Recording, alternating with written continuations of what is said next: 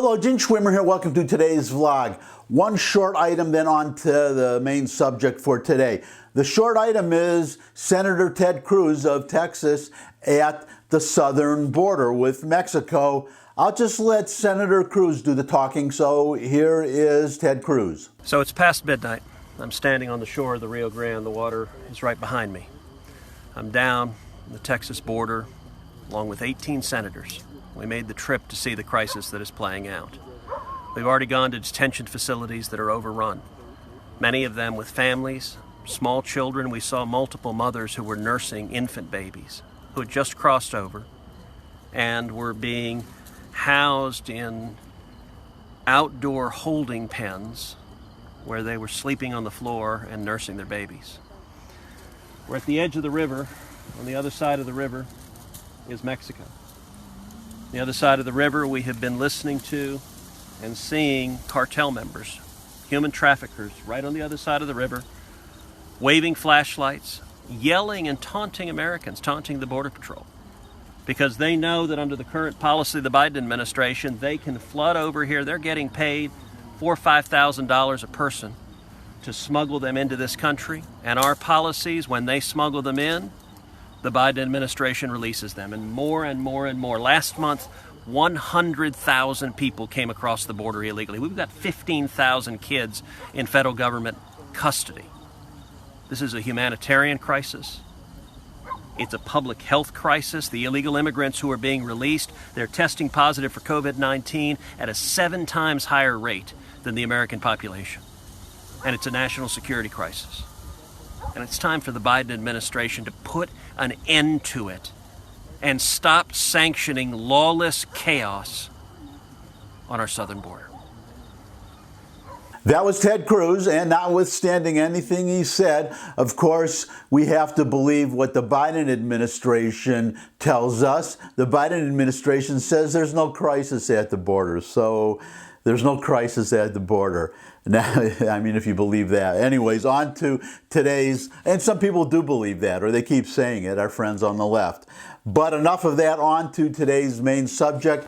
It's time for another Joe Biden dementia update. This one comes from the news conference that he did just yesterday. Well, yesterday compared to today. I'm recording this on Friday. It was yesterday. You're seeing this on Monday. I was debating whether to talk about it, but I think I have to. By now you've seen the conference, or you've read all about it, but I'll give you my take. The main part I want to concentrate is on the dementia angle, but also, well, this has to do with the dementia angle, and poor Uncle Joe. He's just not up to the job. Our friends on the left don't want to talk about that either, and I'm wondering how long they're going to be able to avoid this subject, especially when you had a press conference that was advertised a week ahead of time. He had to obviously prepare for this news conference, which is, well, there was, I think it was either Dana Perino or Kayleigh McEnany, one of the GOP press officers, press secretaries, said that they would sometimes plan to hold a news conference a week later from when they're talking about it, but they would not announce it. They would plan for it, but they would not announce it because something might come up, some national emergency that would require a rescheduling of the press conference. But it's obvious that he prepared in advance, that he knew the questions, or he was prepared for the questions. Well, let me just go right to the article. New photos show cheat sheets used by Biden during his first press conference. And as I go through this article, I'm going to show you the cheat sheets.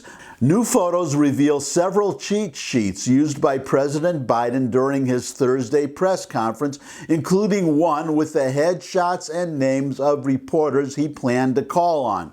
So right off the bat, he planned ahead of time, with a whole week to plan ahead of time, on which reporters he was going to call. It would not surprise me at all if he also knew what questions were going to be asked. The president also used notes to assist with facts about U.S. infrastructure, a policy area Biden is focusing on during his first months in the White House. That's the other thing. He had notes, as you can see in this image. He had his talking points. Now, press secretaries have done that, but I didn't see Trump do that. I've never seen a president do that. In all my years of watching presidential press conferences, I've never seen them have to refer to notes, let alone have headshots of all the reporters and decide ahead of time on which reporters to call.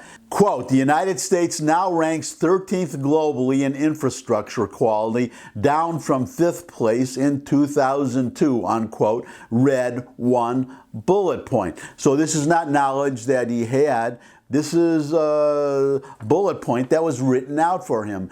Virtually everything in that press conference was, from what I could see, written down for him. He knew what he was going to be asked. Either that, well, in fairness, sometimes you don't know what you're going to be asked, but you can, a good press secretary can alert a president to subject areas about which he probably would be asked, and then he has to perhaps bone up on it. But having notes to read from, he wasn't even just using these notes to refresh his memory. He was reading from them. He was reading verbatim from these notes. Going back to the article, but despite having the answers in front of him, Biden still slipped up, saying America ranked 85th in the world in infrastructure before correcting himself. In other words, correcting himself from saying 85th to saying the 13th. That was written right in front of him. In the early stages of the 62-minute presser, in which Biden fielded 10 questions, the president appeared to repeatedly lose his train of thought, forgetting questions and asking reporters if they wanted him to give detailed answers. Many of his responses were aided by notes he kept inside a 3-ring binder. He abruptly wrapped up the press conference telling reporters, quote, but folks, I'm going, unquote, without sticking around for a follow-up question. So what we had was a very scripted press conference. As soon as he was in a position where he would have to go off of his notes, answer questions, and they were all friendly questions, at least up to that point, he just cut the conference short, as he always does. As soon as reporters start to ask him something at a photo op, it doesn't matter where, he just cuts it off, walks away. That happened again, and now to the video. Here is just one clip I'm going to show you of, I'm not going to show the whole conference, but here is one clip that is emblematic of Joe Biden, his decline, his inability to focus. Well, just watch the clip. So the best way to get something done, if it holds near and dear to you that you like to be able to, anyway, we're going to get a lot done. And if we have to, if there's complete lockdown and chaos as a consequence of the filibuster, then we'll have to go beyond what I'm talking about. Okay, hang on. Sorry. Oh, Miss Kim. The clip speaks for itself. I'm just going to end with a list of the reporters who were at the, well, not just the reporters who were there, but the reporters on whom he called. So here, just bear with me and see if you notice anything in common among all of these reporters or their news organizations that they represent. Zeke Miller, Associated Press. Yamiche Alcindor, PBS. Sungmin Kim, The Washington Post. Cecilia Vega, ABC News. Ken Thomas, Wall Street Journal. Kristen Welker, NBC News. Nancy Cordes, CBS News. Caitlin Collins, CNN. Justin Sink, Bloomberg News. Janet Rodriguez, Univision. These are all liberal news sources. And let me just add a quick aside here in case you weren't aware. The Wall Street Journal, because of its editorial page, some people mistakenly think that the Wall Street Journal is a conservative paper. It is not. That's one point in favor of the Wall Street Journal, is that they do keep a pretty strict division between the news section and the editorial section.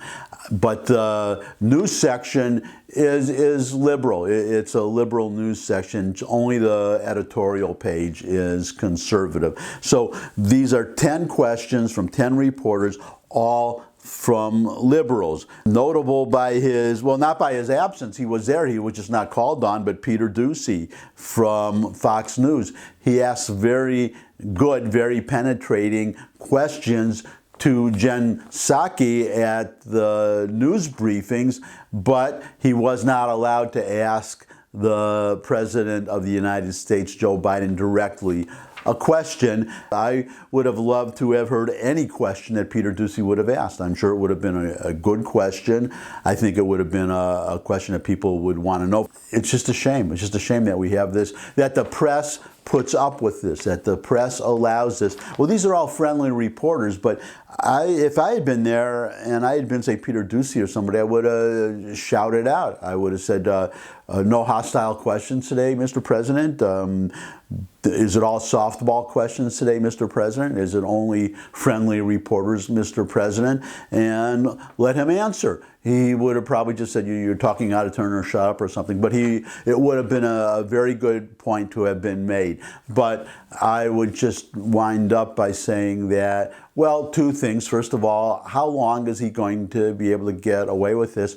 And I don't think, I think there's a time limit on it. I think, and this is just my opinion, it could be wrong, but I believe the press would love for Kamala Harris to be president, and the reporters, the press is just looking for a way to push Uncle Joe out the door. If I were a Republican in the Senate, I would resist this. I would say, however bad Joe Biden is, he's the president for the next 4 years, unless we have a Republican Speaker of the House and Kamala Harris resigns at the same time, so that we get a Republican president, or even a Democrat who's more in the middle. Joe Manchin, I would accept him as president before I would Kamala Harris, put it that way. But I'm starting talking about getting old and losing your mind. I think I've still got my mind, but I guess I'm falling into the old man rambling trap. So I'm going to wind it up right now, except to say that I appreciate all the time that you spend with me. I look forward to seeing all of you again. If you could give me a thumbs up, that would be really great. If you could, well, I mean, if you want to, you can put questions in the, well, you can, I guess I've been listening to Joe Biden too much. Let me start over here. If you could give me a thumbs up if you like this video, that would be really great. You could put any comments you might have in the comments section below the video. I don't know why I screwed that up. I say this after every vlog. And you could put questions and suggestions for future topics in the description. You could subscribe. I love getting new subscribers.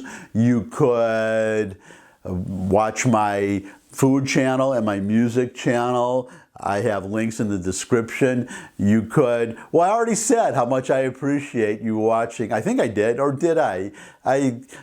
Maybe I'm getting old too. Anyways, whether I said it or not, I can say it again, that I appreciate the time that you spend with me. I would love to see all of you again. I look forward to seeing all of you again. And until I do see all of you again, bye.